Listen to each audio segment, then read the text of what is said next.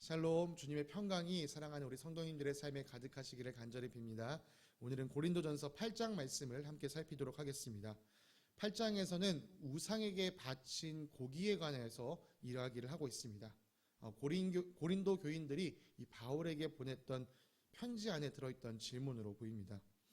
우리는 이렇게 생각할 수 있습니다. 아니, 우상 신전에 가지 않으면 우상에게 바친 고기를 먹을 일이 없을 텐데 무슨 이런 문제를 가지고 고민을 할까?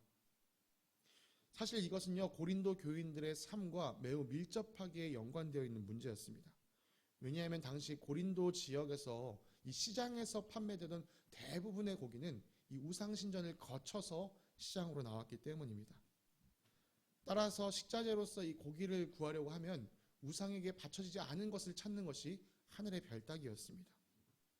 또 고린도 지역에 이 뿌리 깊게 내려 있었던 문화에도 이 우상 숭배가 아주 밀접하게 연관되어 있습니다. 이 같은 직업을 가진 사람들끼리 이 콜레기아라고 하는 이 오늘날로 표현하면 노동조합을 만들어서 함께 지냈었는데요. 여러분, 이건 단순한 이 노동조합의 오늘날의 노동조합을 훨씬 뛰어넘는 공동체입니다. 이 공동체에서는요, 서로 같은 직업을 가진 사람들이 함께 모여서 서로를 도와줄 뿐만이 아니라 자신들의 직업과 관련되어 있는 이 수호신을 함께 섬겼었습니다. 매년 이 공동체는요, 이 수호신에게 제사를 드려야 했었고, 이 자리에는 이 직업을 가진 사람들과 그의 가족들이 함께 참여해야만 했었습니다. 또 당시 고린도에는 이 경연으로 오늘날의 올림픽과 같은 이 도시대항 운동회가 열렸었는데요. 이때 온 도시가 이 축제를 벌이면서 이 신전을 중심으로 시민들에게 먹을 것을 나눠주기도 했습니다. 네, 그렇기 때문에요, 이 우상에게 바쳐진 고기를 먹는 문제는 이 고린도 교인들의 삶과 아주 밀접하게 관련된 일이었습니다. 8장 1절을 함께 살펴보겠습니다. 우리는 우리 모두가 지식이 있는 줄로 알고 있습니다. 오늘 여기 세 번역에도 여기에 따옴표가 들어있지는 않지만요, 이 말 역시도 이 고린도 교회 안에 있는 어떤 일부 사람들이 했던 말로 우리가 이해할 수 있습니다. 특별히 내가 좀 안다, 내가 이제 좀 성경에 대해서 안다, 이렇게 지식이 있는 사람들이 이런 말들을 했었습니다. 그들은 자신들에게 지식이 있다라고 말했습니다. 그들에게는 어떤 지식이 있었을까요?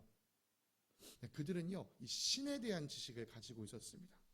이 세상 우상은 헛된 신이고 하나님만이 참된 신이다라는 지식을 가지고 있었죠. 그들의 지식은 아주 정확했습니다. 바울도요, 이 4절에서 그 사실을 명확하게 짚어주고 있습니다. 이 세상에 우상이란 것은 아무것도 아니고 오직 하나님 한 분밖에는 신이 없습니다. 물론 당시 고린도 사람들은요, 신이 많다라고 이야기할 것입니다. 왜냐하면 우리가 잘 아는 이 그리스 로마 신화를 살펴보면 엄청나게 많은 신들이 있었기 때문이죠. 그런 문화 속에서 바울은요, 5절과 같이 이야기를 하고 있습니다. 이른바 신이라는 것들이 하늘에든 땅에든 있다고 칩시다. 여러분, 이 바울이 우상을 대하는 태도가 어떤지 여기서 드러납니다. 이른바 그것들이 있다고 칩시다. 그리고 이렇게 6절에서 이야기하고 있습니다. 우리에게는 아버지가 되시는 하나님 한 분이 계실 뿐입니다. 바로 이분이 이 세상을 만드신 창조주 하나님이시죠. 그리고 바울은 이 한 분 주님이신 그리스도가 계시다라고 말하고 있습니다. 그러니까 이 우상이 헛된 것이라는 지식을 가진 사람들, 내가 좀 뭘 안다, 지식이 있다라고 말하는 이 사람들의 지식은요, 문제가 없었습니다. 그들의 지식은 올바른 것이었습니다. 문제는 그 바른 지식을 가지고 있는 그들의 태도였습니다. 바울이 보기에 그들에게 지식은 있었지만 사랑이 없었습니다. 그래서 바울은 이 지식이 있다고 말하는 사람들에게 1절에서 이렇게 이야기했습니다. 지식은 사람을 교만하게 하지만 사랑은 덕을 세워줍니다. 도대체 바울은 왜 이들이 교만하고 사랑을 행하지 않는다라고 생각했었을까요? 그 이유는 우리가 이 7절에서 살펴볼 수 있습니다. 7절에서 바울은 이렇게 얘기합니다. 모두가 그런 지식을 가지고 있는 것은 아닙니다. 당신이 지식이 있지만 그 공동체 안에 당신과 같은 지식을 가지고 있는 사람이 전부는 아닙니다. 우상이 아무것도 아니라는 지식을 가지고 있었던 이 몇몇 고린도 교인들은요, 자유로웠습니다. 그들은 이 고린도 지역에서 도무지 피할래야 피할 수 없는 이 음식, 이 우상에게 바쳐진 고기를 섭취하는 문제에 있어서요, 너무나도 자유로웠습니다. 왜요? 고기가 우상에게 바쳐졌다고 한들 그 우상 자체가 아무것도 아니기 때문에 고기에는 아무런 영향을 끼칠 수 없다. 그것을 알고 있었기 때문이죠. 그래서 그들은 아무런 거리낌 없이 그런 것들을 먹을 수 있었습니다. 그러나 아직 이런 지식이 없는 사람들이 공동체 안에 있었습니다. 오랫동안 우상을 섬겨왔던 습관 때문에 우상이 여전히 실체가 있는 것으로 오해하고 있는, 거짓된 것임에도 분명하면서도 그래도 저 우상에 무슨 힘이 있을 거야, 영험한 힘이 있을 거야, 이렇게 오해하고 있는 사람들이 있었던 것이죠. 그래서 그들은요, 그들이 먹는 이 고기가 우상에게 바쳐졌던 것, 우상의 것이라고 생각하면서 고기를 먹을 때마다 내가 정말 이래도 괜찮은 건가? 이런 양심의 가책을 느끼고 있었습니다. 이런 상황에서 이 8절에서 다시 한번 이 지식이 있다라고 하는 사람들이 이렇게 말을 했습니다.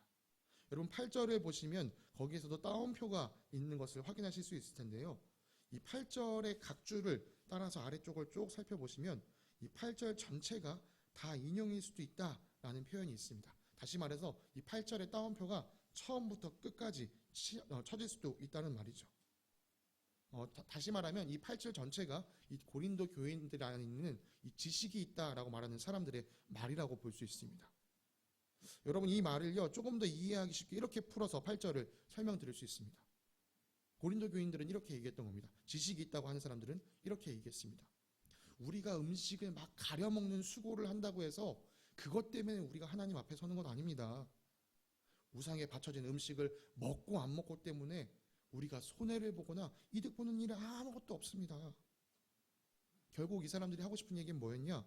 내가 뭘 먹는다고 해서 그것은 아무런 상관 있는 것이 아니니까 그냥 난 우상에 바친 고기 먹어도 된다라고 말하고 있는 것이죠.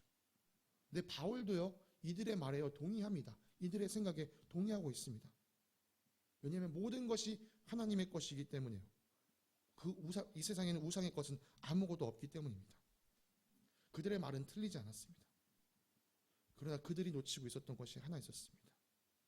내가 고기를 먹어, 내가 어떤 고기를 먹어도 상관없다, 그 자유에만 집중한 나머지 내 자유가 다른 사람들에게 어떤 영향을 끼칠지에 대해서는 조금도 생각하지 않았던 것이죠. 앞에서 우리가 이 고린도전서 앞에서 이 바울이 고린도 교회 안에 있는 이 자유주의자들의 말에 반론할 때 이런 말을 했던 것을 기억하시리라 생각합니다. 진짜 자유는 모든 것이 가능할 때 그걸 다 하는 게 아니라 모든 것 중에 이 유익한 것을 취하는 게 진짜 자유다. 여기서도 동일한 원리를 적용할 수 있습니다. 여러분 우상에게 바쳐진 고기를 먹는 것 가능합니다. 그것이 아무런 의미가 없기 때문이죠. 자유롭게 그것을 먹을 수 있습니다. 그러나 만약에 그것을 먹지 않음으로 유익을 취할 수 있으면 먹지 않은 것이 더 진정한 자유라고 할 수 있습니다. 바울은요, 이 지식이 있는 자의 자유가 지식이 없는 자들에게 걸림돌이 되지 않아야 한다라고 말하고 있습니다. 지식 있는 자의 자유가 공동체의 유익을 해치는 것이라면 그 자유를 절제해 주는 것이 진정한 자유라는 뜻이죠. 바울은 이렇게 가정하면서 이야기합니다. 만약 지식이 있다고 한 당신이 이 우상의 신당에 들어가서 먹고 있는 것을 지식이 없는 다른 지체가 봤다고 합시다. 그럼 그 사람은 그 양심으로는 저렇게 하면 안 되는데 라고 생각하면서 근데 저 사람이 하고 있으니까 나도 저렇게 해도 되나 보지 하고 들어가서 고기를 먹지 않겠습니까? 그 고기를 먹으면서 그 죄책감을 계속 쌓지 않겠습니까?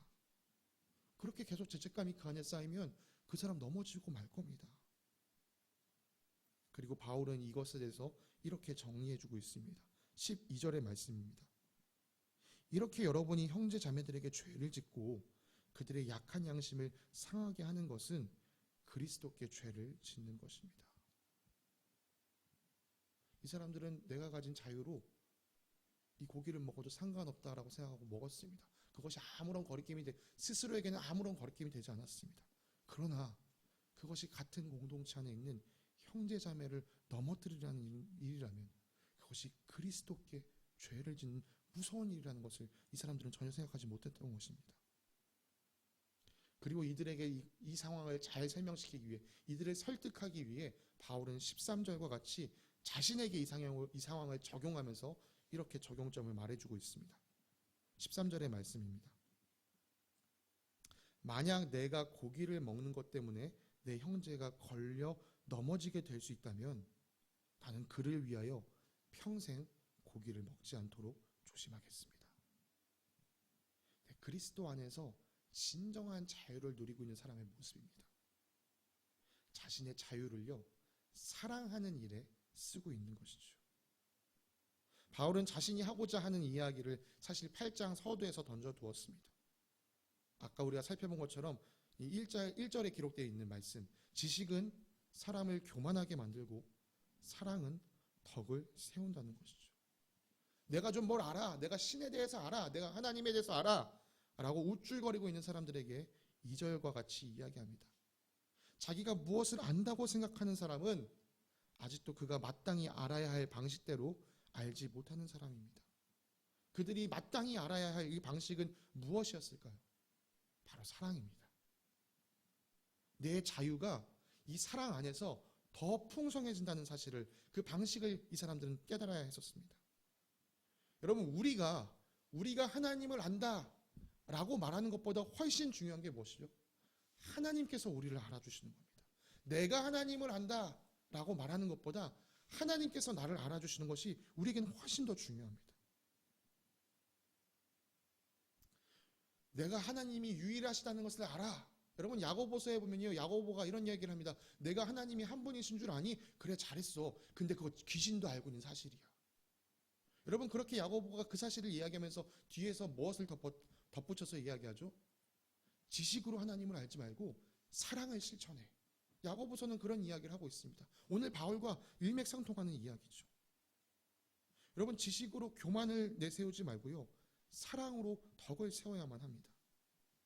우리가 서로 사랑하라 라는 예수님의 계명을 실천할 때요, 예수님은 비로소 우리가 그 계명에 순종하는 우리의 모습을 보고, 아, 저 사람이 나를 사랑하는구나 라고 느낀다라고 성경에 기록해 주셨습니다. 우리가 하나님을 사랑하는 방법은요, 다른 것이 아니라 하나님의 계명을 따를 때 우리가 하나님을 사랑한다라고 말할 수 있습니다.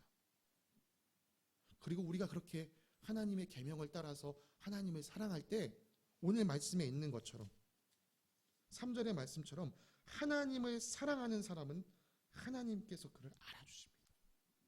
내가 하나님을 아는 것보다 훨씬 중요한 하나님께서 나를 알아주시는 것.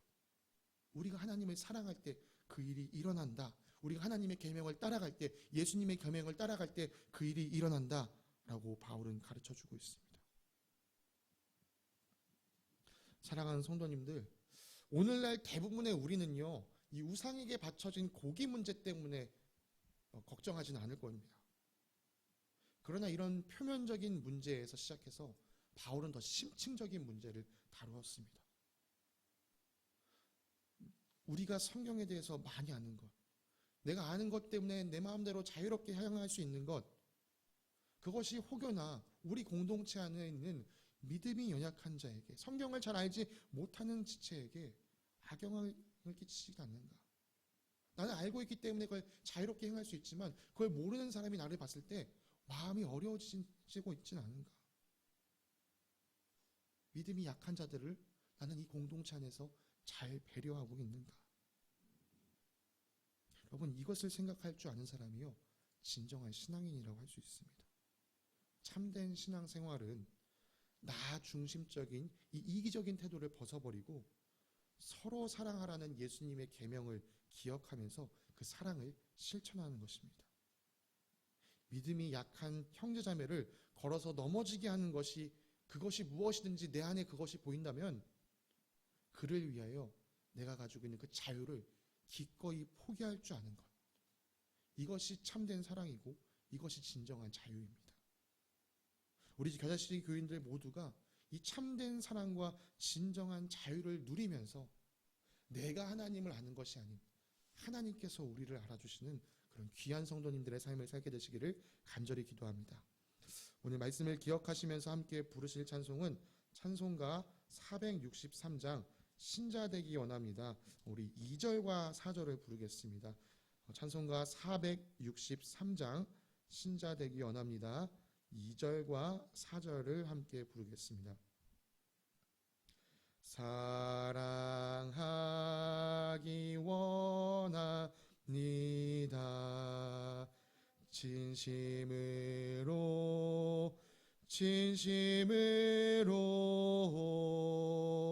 사랑하기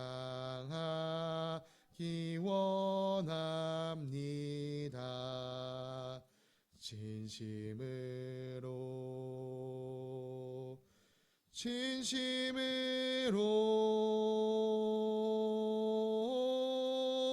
진심으로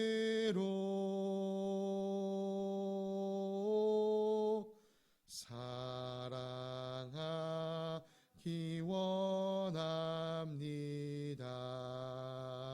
진심으로 예수 닮기 원합니다. 진심으로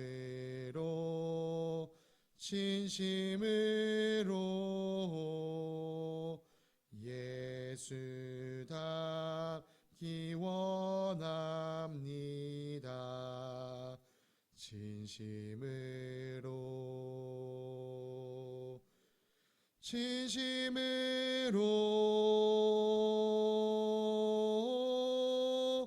진심으로